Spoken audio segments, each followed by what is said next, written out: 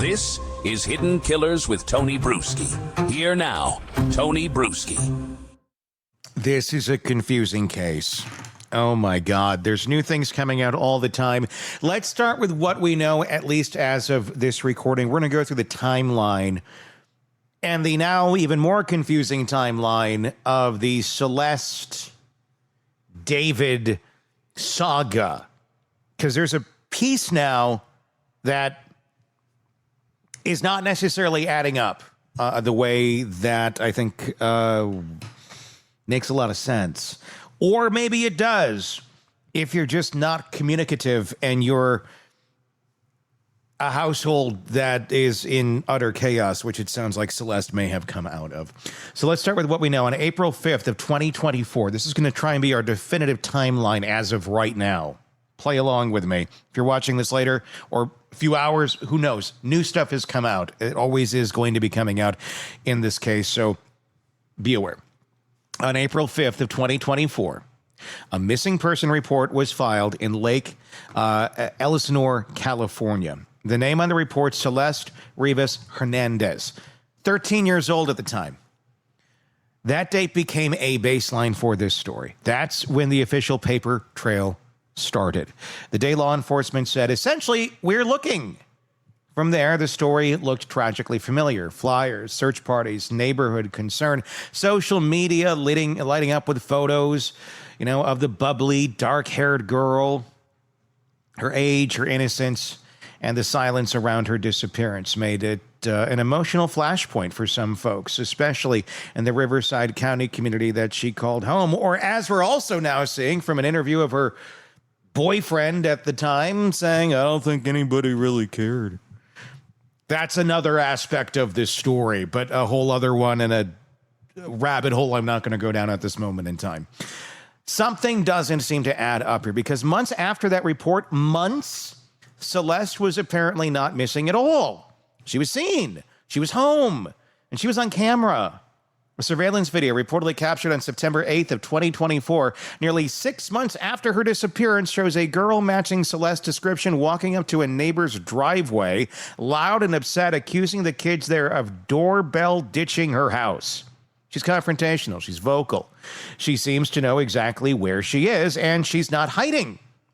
She's also notably one day past her 14th birthday. Now, keep that date in your mind, September 8th of 2024, because exactly 1 year later on September 8th, 2025, that same girl, Celeste, is found dead, decomposing in David's Tesla, sealed inside, the front trunk parked, impounded, and abandoned in Los Angeles. The vehicle, as investigators confirmed, is registered to David Burke, known to fans around the world as David or D4VD. And that's when the timelines crash into each other. On one track, you have an official record, April 2024, the report, the search, the story of the missing teenager. On the other track, you have hard video evidence that she was seen alive near her family's home months later, not just walking away, arguing, interacting, present. The disconnect between what was reported and what was real opens up a troubling space, not just for law enforcement, but for everyone following the case. And then the Tesla enters the story. According to parking enforcement logs obtained and reviewed by multiple media outlets, the Tesla in question, a 2023 Model 3, was first marked on August 27th, 2025, parked on Bluebird Avenue in the Hollywood Hills. It was ticketed on September 3rd. Marked, what that means, wondering? It's when they go by with the chalk and go, vehicle's still there, tires not moved. They know it has not change spaces. If you're unaware that this happens on the roads, this is what happens on the road. If you ever see chalk lines underneath your car and you're like, well, I've been parked there for a while. Yes, it's the authorities making sure it's not an abandoned vehicle. After so much time on a street alone, that chalk is still showing exactly at the tire spot where they marked it at whatever their cutoff is. Then they go, okay, time to impound this vehicle, which is eventually what happened. It was ticketed on September 3rd for exceeding the posted time limit. Then on September 5th, the vehicle was towed away to a nearby lot. Again, standard protocol in something like this. What's not standard is what happened next. 3 days after the tow on September 8th, an employee walking past the Tesla noted a smell. That prompted a call to police. LAPD's Robbery Homicide Division responded. A search warrant was quickly issued, and they popped the front truck, the trunk. That's where they're located on these Teslas. And there, inside a sealed black bag, were the remains of a young female, decomposed beyond visual recognition, allegedly. Later identified as Celeste Rivas Hernandez. The forensic facts confirm this. Celeste was dead, likely for weeks. The death certificate lists her age as 14, not 15, as some earlier reports had suggested. She never made it to her next birthday, and as of this recording, the cause and manner of death remain deferred, which means investigators don't know yet or aren't ready to say how she died or whether anyone is criminally responsible beyond concealing her body. And I want to say this about the trunk, because one of our correspondents here on the program, Jennifer Coffindaffer, as you know, she is a Tesla. We were talking about this the other day. Apparently, she has the same model of Tesla as well. And she did a little experiment. She's the same size as the victim here, Celeste. She wanted to see, okay, could I fit in that trunk? Because it's not very big. And it's a front trunk. And again, fairly unscientific, but she's a former FBI agent. You can kind of get a guess on what was going on here by what she found. I've seen, could you fit a body into that trunk undismembered in a hole? Doesn't look like it. Now, who's to say, right angle, you shove a body, it's already dead, and you contort it? I don't know. I think maybe, possibly, maybe that was tried. But that's not even the point here. The reason for dismembering is concealment, not necessarily the modus operandi of the murder. And that's a key piece in this whole thing as it continues to develop. That's at least what it seems like. The reason for the dismembering seems to be convenience, seems to be so it could fit into this trunk in this bag. Why anybody thought it's a good idea to hide a body in an abandoned Tesla, one of the most advanced vehicles on the planet, with more tracking than anyone probably even knows exists on the vehicle, is beyond me. But I tell you what, watch a few interviews with David, watch a few of those live streams of him and Celeste. I'm going to say the IQ level ain't super high. I'm going to say problem-solving skills ain't really up there. Certainly a talented musical artist. Not the brightest. If we're talking about, I don't know, day-to-day activities, interacting with your environment. But again, he's 20. I'm not surprised.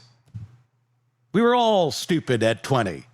This stupid? Well, I think that, is up for debate. And again, that's questioning if he even had anything to do with this. He might have absolutely nothing to do with the body in his trunk. But if we're playing the game a little bit and going, well, if he did do this, like what were you thinking? Like whoever did it, pretty dumb move. Let's be clear. Deferred status in this on the cause of death as of right now, it's not unusual, okay? Deferred status is common when toxicology is pending or the decomposition is advanced. It doesn't mean there's no story to tell. It means the science isn't done talking. They need to do some more stuff. But here's where this becomes more than a timeline. It becomes a trapdoor, because when you lay those dates side by side, September 8th to 24th, she's alive on camera. September 8th, 25, she's found dead. Something new emerges. It's not just a tragedy. It's a forensic puzzle. And every day that passes without an answer makes the public question whether there's a cover-up or something going on, a breakdown. And not saying cover-up from law enforcement, but who's covering up what and why? Or something even more insidious at play. Was she missing? Was she found and just not reported found? Are we missing that piece of the timeline? Which we may just be missing that piece of the timeline. That after she was reported missing, she came back. And nobody said anything. I don't know. There doesn't seem to be... it doesn't seem to be the most communicative bunch. The folks surrounding Celeste. So there's no question that the Tesla belonged to David Burke, and there's no question that it sat on the public street for over a week in one of LA's wealthiest enclaves before being towed. But what remains unknown is how Celeste got in the car, when she was placed there, and by whom. The LAPD says the vehicle may have been parked for several weeks. If that's true, and Celeste remains were inside the entire time, then surveillance footage, Sentry mode data, license plate readers, nearby cell tower pings could help pinpoint who had access, and you better be damn sure they're looking at all of that right now. We will get answers to these questions. We will find out who was driving that car. They probably already know. Who was near that vehicle? Was David near that vehicle? Does his digital footprint put him anywhere near this? This will all come out. And if David had anything to do with this, he will be charged. But we don't know what that data is. We don't know what that evidence is. It may show him nowhere near any of this. If, on the other hand, the body was placed after the car was already towed, that's a narrower window, which is even more strange. But hey, this is a case with a lot of questions in it. And how you get a body into the vehicle when it's on the tow lot, those are pretty secure. So the odds aren't great there, but you're going to have more cameras capturing that moment if it existed. More questions. Fewer people, more questions. That brings us back to the first timeline. If Celeste was missing on April 4th, but shown on camera in September 2024 alive, vocal, aware of her surroundings, then what does missing even mean in this case? Was she missing? Or was she just boyfriends with, was she the girlfriend of David? Was she a friend of David? Or what the hell was going on with David?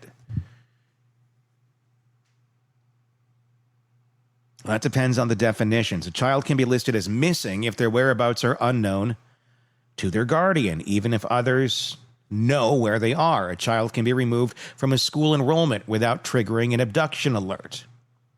And in some communities, particularly where family dynamics are complex or strained or non-existent, a teenager gone for a while isn't always treated with the urgency that it truly deserves. Celeste's own family has not commented publicly as of right now. That silence has drawn criticism from some corners and empathy from others. People do grieve differently, but what can't be ignored is that someone filed a report. And as we're learning, new reporting from TMZ, actually as of right now, literally coming out between me getting this information ready to share with you, and then this popping out. It's not even in front of me over here. It's over here. More evidence has surfaced on her troubled home. Riverside County Sheriff's deputies were called to her house 11 times in just 1 year. Deputies repeatedly responded to her house at Lake Elsinore, California, between February 24 and April 25, according to police reports obtained by TMZ. And get this, cops say deputies visited Celeste's home 3 times in a single day, March 19th of 2024. That's the same date on the surveillance video TMZ obtained from a liquor store on the same block as a family home. Celeste's sister went to the store after Celeste ran away and checked to see if she was on the video. There's the shot of Celeste running down the street, maybe you've seen this, and going out of frame. A car pulls out, and it's unclear if she got in that car 2 of the 3 visits on that day were at Celeste's home. The third was to the liquor store.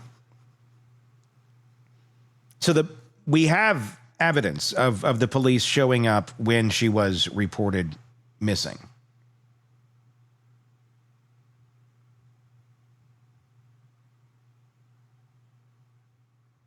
The records state almost all the calls were listed as minor crime investigation, with the exception of one other call for suspicious circumstances.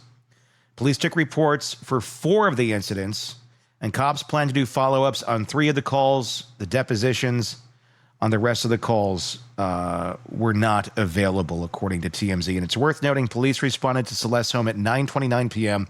on April 5th of 24, about a half hour after her family reported her missing to police at 9 p.m., according to her missing persons flyer. So there's that. So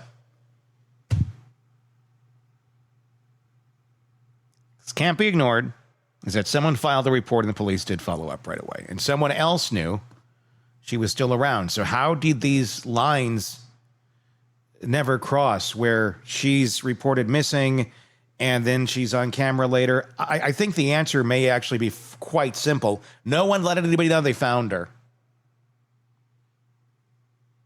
I'm going to guess that might be the answer to that question, or that she showed back up. But then when did she really truly go missing? Celeste's brother reportedly told media outlets that the family knew she had been seeing David. And while there's no confirmation of the nature of the extent of that relationship, no screenshots, no messages, no timeline yet offered by police, the fact that her remains were found in his vehicle raises some stark questions. What did David know, and when did he know it? So far, he has not said a word. No press conference, no statement, no social media posts. His tour has been canceled. He's lawyered up. The release of his deluxe album, Wither, is on indefinite hold. Friends close to the artist told reporters they believe Celeste was 19, not 14. But even that claim hasn't been verified by anyone in law enforcement, at least not publicly. David's manager, Josh Marshall, did issue a brief public denial. He stated clearly, he said that he had zero knowledge of anything. He doesn't live in California. He works remotely, and he never received any emails, he claims, despite online claims that the family may have tried to alert him and his team about Celeste in 24. That email, if it exists, has not been released. No adult in David's circle has been charged, detained, or publicly named as a person of interest. And yet somehow a 14-year-old girl ended up dead in a car, registered to a pop star, sat decomposing for weeks, parked unnoticed in the middle of a major city. That line there about no adults in their lives have... And I think that might be the crux of this whole story. There were no adults in these people's lives, or at least not anybody that was being a loving critic, nobody that was providing guidance and helping these kids navigate their way from childhood into their teen years, into adulthood in any sort of healthy way. And when that doesn't happen, when the parents, and I'm not speaking for David's parents, I'm not speaking for Celeste's parents, I'm just kind of speaking in general, and if the shoe fits, then the shoe fits. When you let the children run the show, do whatever they want, unchecked, crazy shit happens. Because they're kids. Because they're young. They're dumb. And when you get millions of dollars behind you at a very young age and have no clue how to handle anything like that, you make a lot of horrible choices. Not necessarily murder, but your judgment, well, you might feel a little unstoppable, because I'll tell you what, a lot of, teenage boys, they already feel unstoppable without the fame and the money that David had flying at him.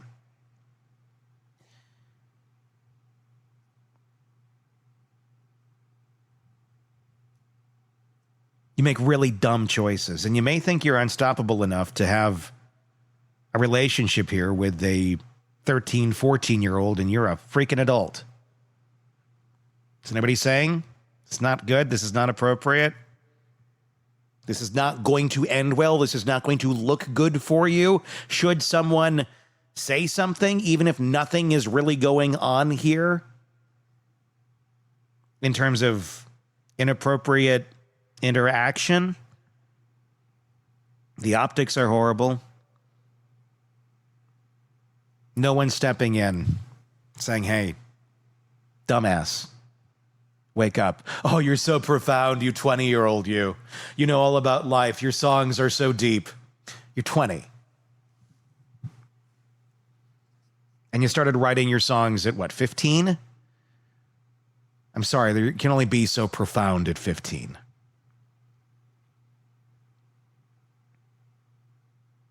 The final layer here is the digital firestorm. Online sleuths, Reddit threads, TikTok rumors, some helpful, many completely reckless. One Reddit user claimed to have found a Tesla key card near David's former residence weeks after the discovery. Again, could be absolutely nothing. They posted photos before handing it to the LAPD, according to them. While that may or may not have value in the investigation, the concern is chain of custody. If evidence was handled by civilians, the courtroom viability could be compromised, if it is even anything at all. And when a case is this emotionally loaded, that kind of noise can drown out the signal. Then there's the swatting. Just 10 days after Celeste remains were found, a 911 call falsely reported gunshots and a dead body at David's family's home in Hampstead, Texas. Body cam footage showed police with weapons drawn, clearing the property while David's stunned parents insisted nothing had happened. It was a hoax, and a dangerous one. No charges have been filed, but it's a stark reminder of how quickly grief can be weaponized into chaos. So now we wait. We wait for the toxology results. We wait for forensic timelines. We wait to find out if David Burke will speak, or if authorities will speak for him, or if the evidence will speak for itself. And in the meantime, two timelines remain frozen in place. One says Celeste disappeared in April. The other shows her alive in September.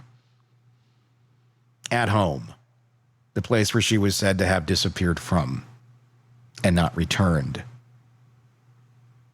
A third one now runs quietly alongside them both. The one we'll only know when science subpoenas and someone's conscience finally catches up. Celeste Rivas Hernandez was not a headline. She was not a hashtag. She was a child who by all public evidence slipped through cracks or was ignored by the people who should have cared. She was a child. When she ran from something, trusted the wrong person, or was failed by the very systems meant to protect her, what matters now is that we don't let her vanish twice, not from the record and not from memory. We'll be watching this case very closely. Your thoughts on that? Tell me in the comment section on YouTube. If you're not already there, be sure to press subscribe wherever you're getting podcasts so you don't miss any of our coverage of this and the many cases we're following for you right here at the Hidden Killers Podcast and True Crime Today. I'm Tony Bruschi. We'll talk again soon. Want more on this case and others? Then press subscribe now and don't miss a moment of true crime coverage from Tony Bruschi and the Hidden Killers Podcast.